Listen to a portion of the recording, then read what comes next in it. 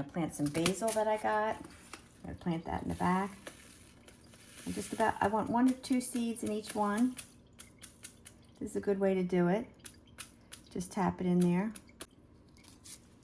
For ideal germination, you want to make sure that the temperature here is about 65 to 80. And then they have these globes here, so it can create humidity and heat for them. You go ahead and put those on.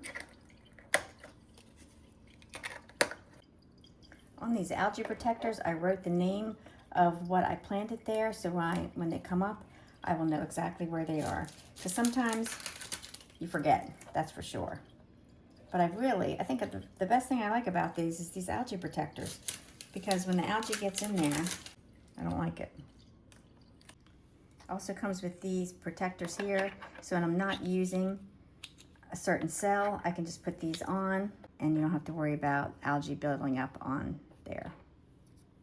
So let's go ahead and turn it on. And then there's 2 different light modes. There's a vegetable one, and then there's a flower one.